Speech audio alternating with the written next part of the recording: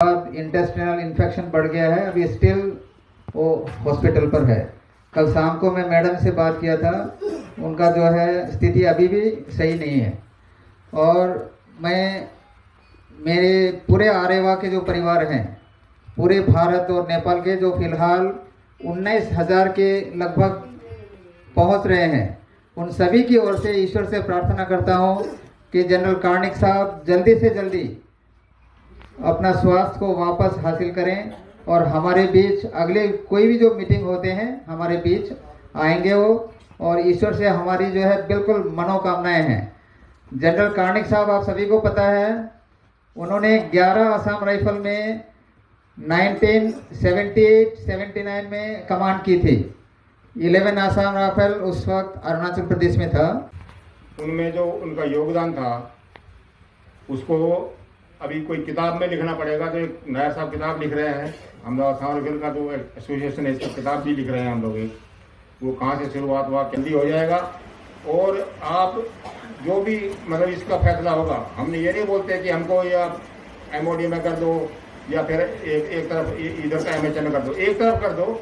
जो भी है, हम आर्मी का उसमें उनको नहीं करते भाई हमको इसी में ले जाइए, लेकिन MHA में भी अगर हो गया तो हम एक तरफ हो जाएंगे, तो उनका अपना जो सिस्टम है वो चलेगा, जो फायदे हैं वो मिलेंगे। तो आप लोग इसमें धीरज रखो। कुछ लोग नेपाल से भी जगह फ़ोन करते हैं, अभी बोलते हैं साहब 28 था, ये तो तारीख पर तारीख हो रहा है साहब, के पे नहीं होना, के करने हो। तो मैं बोला यार, थोड़ा कोर्ट में ऐसा होता है कि बाप का किया हुआ फैसला, केस किया हुआ दर्ज किया, घबराने की जरूरत नहीं है। और आपका जो मेंबरशिप है, आप एक अच्छे काम के लिए कर रहे हो। ये लड़ाई है, हम कुछ लोग हैं अभी वो चले जाएंगे, कुछ आगे आएंगे रिटायर होकर, वो मेंबर बनेंगे, तो ये चलती रहेगी। हो सकता है हमारा अगर ये फैसला हो गया तो हमारे मुद्दे दूसरे हो जाएंगे, वो दूसरे मुद्दे हो जाएंगे और वो मुद्दों पर लड़ाई करनी पड़ेगी। हो सकता है ये फैसला कर दिया मान लो, तो जो पेंशन का मामला जो है, जो पहले रिटायर हो रखे हैं लोग, हम उसका केस उस पर लड़ेंगे। कई चीज़ें हैं जो नायब साहब भी आपको समझाएंगे डिटेल में कि ये ख़त्म फैसला होने के बाद ये हम क्या करेंगे। तो ये घबराने की जरूरत नहीं है। मैं आप लोगों से रिक्वेस्ट करता हूँ कि ये सबको जाकर समझाइए। बाकी मैं आपको बताता हूँ कि कुछ लोगों का ये शक है कि भाई अकाउंट का डिटेल नहीं है, अकाउंट का जो है हमको पता नहीं है कि हमारा कंट्रीब्यूशन क्या है, हमारा जो अभी कलेक्शन क्या है, हमारे पास हाथ में पैसा कहाँ है और वो कहाँ रखा हुआ है। ये पूरा डिटेल जो है आपको इसमें समझाया जाएगा। अकाउंट्स के बारे में इसका ऑडिट कराया गया है, DA से ऑडिट होता है, उस ऑडिट की कॉपी MHA को भी जाती है। तो मेरे को फ़ोन में भी कई बार लोगों से बात करते हुए पता, उनको मुझे लगा कि इनको सबको शक है। तो भाई ये बताऊं कि इस पैसे का कहीं भी दुरुपयोग नहीं हुआ है, सदुपयोग हुआ है हमेशा, और उसको किफ़ायत के साथ उसको हमने खर्च किया है हमेशा। और आगे जो बचा हुआ है उसको भी किफ़ायत के साथ ही यूज किया जाएगा। तो उसके बारे में शक मत रखिए। हमारा बहुत बड़ा कंट्रीब्यूशन नहीं है, इंडिविजुअल सोचो, मेरा भी अगर मैं सोचूँ कि मेरा क्या कंट्रीब्यूशन, क्या 4-4 हज़ार रुपया दिया होगा, तो मैंने कोई बहुत बड़ा तीर नहीं मार रखा है। तो ऐसे सबका साथ में है कि हर स्टेट में, अभी स्टेट में जैसे मैंने बताया, उत्तराखंड में, केरला में, दिल्ली एनसीआर, पंजाब में काफ़ी जो है मेंबरशिप बढ़ी है। तो बाकी स्टेट में भी जो है, अभी हमारे पास डायरेक्ट लोगों का नंबर नहीं है। नंबर जो है आप उसको ढूंढ सकते हैं अपने स्टेट में, उसको बोल सकते हैं कि भाई ये मेंबरशिप आप लीजिए। तो अगर आप ये नहीं कर सकते तो कम से कम उसका नंबर, मोबाइल नंबर अगर हमको दें तो हम उन जवानों को समझा सकते हैं। ये सब एक समझने वाली बात है, बहुत बड़ा कुछ वो दान नहीं दे रहे हैं, और वो वन टाइम है।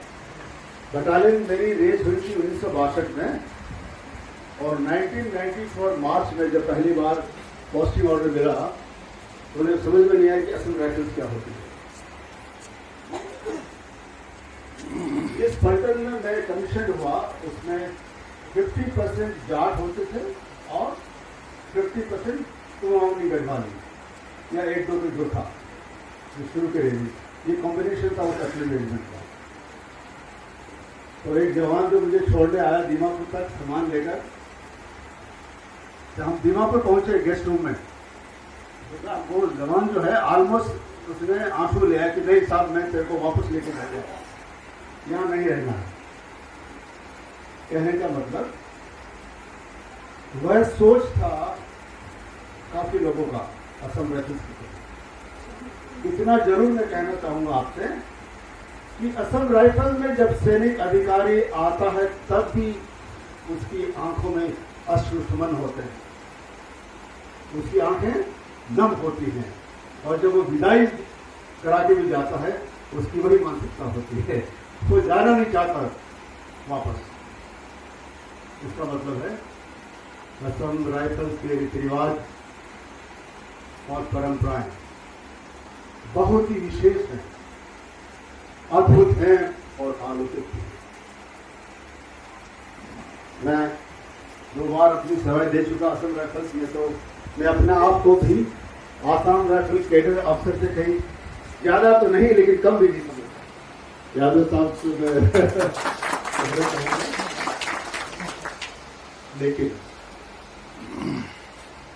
जब एज ए यंग कप्तान, जो युवा कप्तान जब मैं यहाँ आया संसद में और 3 साल जो मैंने सेवाएं दी, तब मुझे मालूम हुआ कि सैनिक की अपने अधिकार के प्रति वास्तव में क्या कटिबद्धता, लगन, स्नेह होता है। मैं 2 बार देखा एक्टिव ऑपरेशन। हमें एक बार, मैं नया कप्तान था, शिव साहब बहादुर ने कहा कि ये कप्तान आर्टिलरी का है और फर्स्ट ऑपरेशन लॉन्च करते हैं।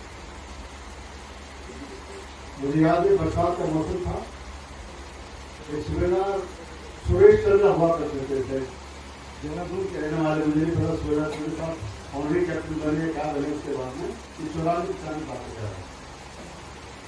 हम एक नाले में घुसे और उस नाले को सर्च करके बना आगे जाना।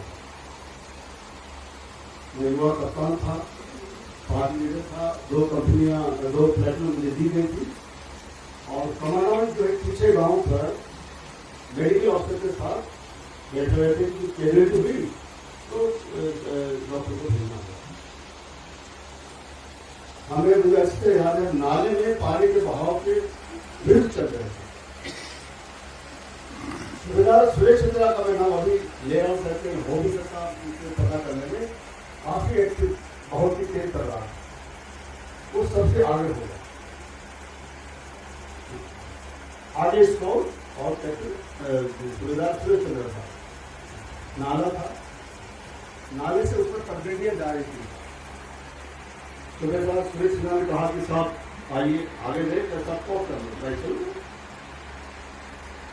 कुछ नहीं पता लगा, दोनों स्काउट ने को मिली राइफल, सुरेश चंद्रा ने सूबेदार साहब ने, और मैंने एक और जो फटाफट क्लियर कर दिया। कहने का मतलब ये है मेरा कि असम राइफल की जो ट्रेनिंग है, जो प्रशिक्षण है, और जवान या जो ट्रूप्स अधिकारी के साथ इस तरह से एकीकृत या समन्वित होते हैं, इंग्लिश में कहते हैं इंटरेस्टिंग या इंटीग्रेशन, जो आपस में मेल मिलाप होता है, तो देखने को मिली। 3 साल मैंने वहां नौकरी की, लेकिन अब जो है नायक साहब ने बार बार कहा कि मुझे लीडरशिप पे कुछ कहना है, तो 20 मिनट में कहता भी रहूंगा और उदाहरण भी देता रहूंगा। देखो, मेरे आपसे यही नम्र निवेदन है कि जो भी कार्य आप करना चाहें उसमें सिर्फ 3 ही प्रश्न है।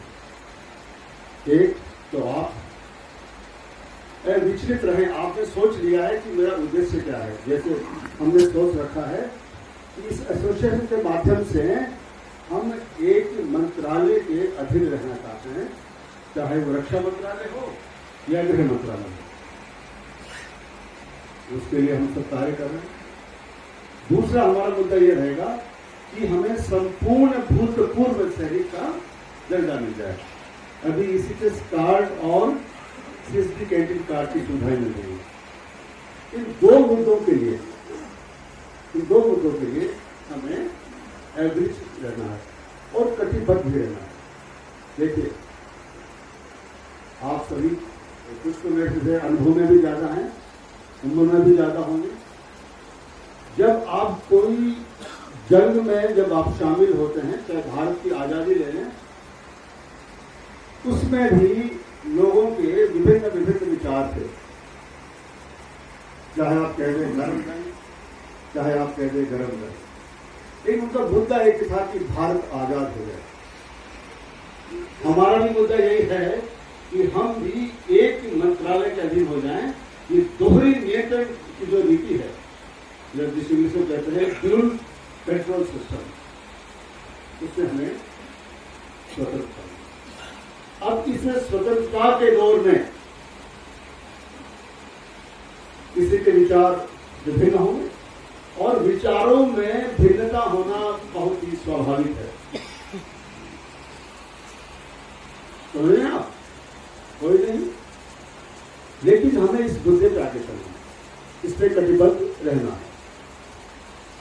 असम राइफल के बारे में और मैं कहना चाहूंगा कि हमारे जो जवान हैं, और जवान में सभी रैंक शामिल होती है, ऐसा तो रैंक नहीं होती, और सेवानिवृत्ति के पश्चात हम सभी वेटरन हैं। वेटरन का मतलब होता है ऐसा व्यक्ति जो अपनी सेवाएं दे चुका और उस कार्य में उसकी दक्षता है। समझ रहे आप? रैंक जो है हमारा कोई भेदभाव नहीं है, जिसको जितनी जिम्मेदारी ज्यादा मिल गई उसे कह दिया कप्तान, डिप्टी कमांडेंट या असिस्टेंट कमांडेंट। तो जो जो हमारी जिम्मेदारियां बढ़ती हैं, तो रैंक की ये थोड़ा ये दर्शाता है कि इस महानुभाव को कितनी अधिक जिम्मेदारी दी गई। तो इसलिए मैं आपसे कहना चाहूंगा कि हम कितनी कठिन परिस्थितियों में कार्य करते हैं, क्या है वो त्रिपुरा या मिजोरम के घने जंगल हों, या फिर मणिपुर और नागालैंड के ऊंचे ऊंचे पर्वत हों, या फिर श्रीलंका के वो दलदल भरा मार्शी लैंड, या फिर जम्मू कश्मीर। असम राइफल में जहां जहां भी अपना योगदान भी दिया है या उग्रवाद के प्रति हमने ऑपरेशन चलाए हैं, हमने देश के गौरव में ऊंचाई हिलाई है, देश को गौरवान्वित किया। अब हम बात करते हैं लीडरशिप और ये जो संस्था है उसका क्या किया, कैसे किया जाए। अभी जैसे यादव साहब के नेतृत्व में बताया गया था कि एक हम कमेटी बना रहे हैं, उसमें क्या होगा, मैं चाहता हूं राष्ट्रीय कार्यकारिणी पहले से बनी हुई है, इसमें भी हम थोड़ा इसको और वृहत बनाएंगे, बढ़ाएंगे। तो हिंदी समझ में आ रही है? तो अंग्रेजी बोल, अगर इंग्लिश है तो थोड़ा बीच में इंग्लिश भी बोलता रहूंगा अगर ऐसी बात है तो। That will extend this organisation, और जब हम इसको वृहत बनाएंगे तो केंद्रीय स्तर पर भी हम और पद का सृजन करेंगे, चाहे वो सचिव के स्तर पर हो या फिर उसके जोन वाइज हो, जिसको विजन कहते हैं। इससे क्या होगा, विकेंद्रीकरण होगा, फेडरलिज्म आएगा, उससे आपको जिम्मेदारी दी जाएगी, और उसका मकसद सिर्फ एक ही है कि अधिक से अधिक भूतपूर्व जो हमारे सैनिक है उनसे आपका सीधा संबंध हो, सीधा संवाद हो, और हम आपस में सहयोग करें। उससे क्या होगा, हम उन्हें बताएंगे कि सदस्यता लेने के लाभ क्या हैं और हम संगठित होकर क्या कर सकते हैं। तो पहला काम क्या होगा, कुछ पद वगैरह केंद्रीय स्तर पर बढ़ाए जाएंगे। दूसरा, राज्य स्तर पर भी उन्हीं पदों का विभिन्न स्वरूप में जिम्मेदारी दी जाएगी। और जिला स्तर, मैं मानता हूं जिला स्तर तक सब कुछ होगा। अब हम जाएंगे गांव गांव अलग जगाने, क्या करेंगे, गांव गांव अलग जगाने। कि असम राइफल एसोसिएशन का जो संगठन हुआ है उसकी लहर पहुंचे हर गांव तक। मैं नहीं कहता कि आप ये कहेंगे साहब ये मोबाइल नहीं है हमारे पास में, नहीं, मोबाइल अभी पिछले 10 सालों में आए हैं। कि पहले क्या होता था, पहले भी तो दूरसंचार की कोई न कोई स्थानीय जो है संरचना हुआ करती थी, चाहे आप आवाज देकर संदेश दें या पत्र लिखकर संदेश दें। तो क्या होगा, हम क्या करेंगे, ब्लॉक स्तर और गांव तक जाएंगे। ब्लॉक स्तर तक भी हम संयोजक या कोऑर्डिनेटर नियुक्त करेंगे, उसके बाद फिर हर गांव तक। देखो गांव की जहां बात आती है, मैंने एक पीजी डिप्लोमा किया हुआ है भारतीय सेना से सेवानिवृत्ति लेने के पश्चात, उसका नाम है ग्रामीण विकास प्रबंधन। गांव की संरचना क्या है, विकास कैसे होता है, आंगनबाड़ी क्या है, महिला विकास मंत्रालय क्या है, नरेगा क्या है, सिंचाई क्या है, कृषि क्या है, कृषि किसान कृषि किसान केंद्र क्या क्या है। ठीक है, तो वो मेरा विषय है। तो हम चाहेंगे कि जिस तरह गांव में सहभागिता की भावना होती है, सहभागिता की भावना होने का तात्पर्य यह है कि आओ हम सब साथ चलें और हम मिलजुल कर निर्णय लें। उस मिलजुल कर जो निर्णय लेते हैं उसमें आपका भी स्वामित्व हो और इनका भी स्वामित्व। इसका मतलब ये जो महानुभाव बैठे हैं, जब तक हम और आप में ये आपसी पारस्परिक या सहभागिता की भावना नहीं आएगी, ये जो प्रश्न मुद्दे उठे हैं, या मैंने सुना कि कुछ लोग सदस्य बनना चाहते हैं, कुछ सदस्यता के प्रति नकारात्मक सोच भी रखते हैं। नकारात्मक सोच रखना, मुद्दों में होना, वो स्वाभाविक है। जब तक विचारों मतभेद नहीं होगा तो उसका मंथन नहीं होगा, ठीक है। लेकिन वो विचार और मतभेद किसी व्यक्ति विशेष के विरुद्ध ना हो, और जो संस्था जिस मुद्दे को लेकर संगठित हुई है उससे हम पथभ्रष्ट ना हो। We should not deviate from the actual cause, whatever our mission is there. ये मैं आपको कहना चाहता हूँ। मुझे थोड़ा इंग्लिश भाषा में बोलना पड़ेगा कि लग रहा है मुझे people from land of south से इंग्लिश में भी थोड़ा बोलना शुरू करता हूँ, ठीक है।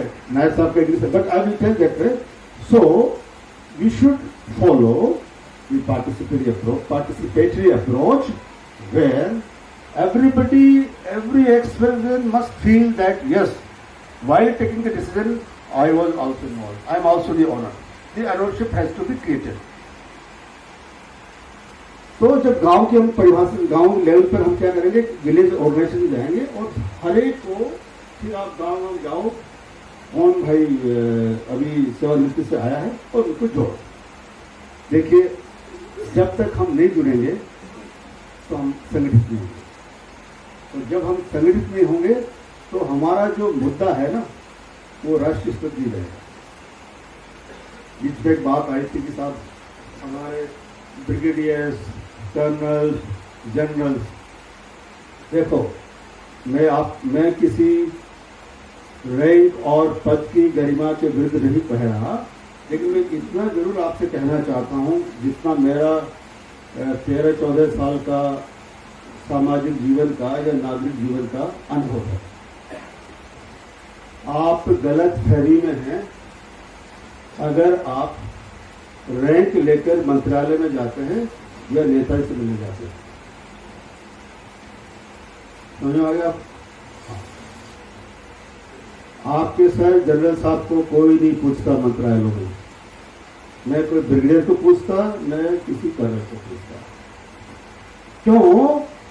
कि वो वातावरण ही अलग है, वहां की सोच ही अलग है। मेरे 2-3 पॉइंट है जो आप लोगों ने अभी डिस्कस किए हैं। पॉइंट तो बहुत है, लेकिन 2-3 मेरे को याद है, मैं आपको बता देता हूँ। नंबर 1, एक सजेशन आ रहा है जिसका मेंबर नहीं है और उसका काम नहीं किया जाएगा, गलत बात है, उसका काम जरूर किया जाएगा, क्योंकि अगले 2-3 दिन के बाद या 2-4 साल के बाद उसको पता लगेगा हमारा काम मेंबर नहीं तो कर रहे तो जरूर है। तो एक पॉजिटिव पॉइंट रखो, उसकी सोच रखो। कोई भी आता है अपना जवान, उसका पॉइंट जरूर करना, चाहे हो या ना हो, लेकिन उसको सेटिस्फाई जरूर करना है। दूसरा सजेशन है कि भाई ये रिन्यूअल, मैं तो इस फेवर में नहीं हूँ। एक बार आपने मेंबर बना के उसको रिन्यूअल बना रखे, जब तक वो जिंदा है, उसके घरवाली है, वो सब मेंबर रहेंगे हमारे। तो मेरी तरफ से मेरा ये सदस्य मानना नहीं मानना कि इसको मेंबर कम था, तो मेरी तरफ से कोई नहीं है। लेकिन बार आप मेंबर बनाओ। तीसरा है, ये फीस थोड़ी काम करो। ये सारे गरीब जवान हैं, इनको आपको पता है सबसे सामने वो पेंशन मिलती है, तो उसको कम करने का मैं रिक्वेस्ट करूँगा। तो मान के तो उसको मेहरबानी है, नहीं तो फिर आपने करना ही है। चौथा नंबर है, आप गाँव में जाओ, अपनी ऑर्गेनाइजेशन को काफी मजबूत करो, ताकि आपको किसी के भरोसा न रहना पड़े। जो भगवान साहब ने आपको बताया है, चाहे जनरल हो, तो ब्रिगेडियर हो, चाहे फुल जनरल हो, कोई भी हो, आपकी मदद में कोई नहीं आएगा जो हमारे साथ जुड़ेगा होता है। तो आप ऐसे सक्षम बन जाओ कि आपको किसी के पास जाना ना पड़े, सब अपना काम आप करो। ठीक है, इसके लिए आप लोग को मजबूत होना पड़ेगा। ठीक है।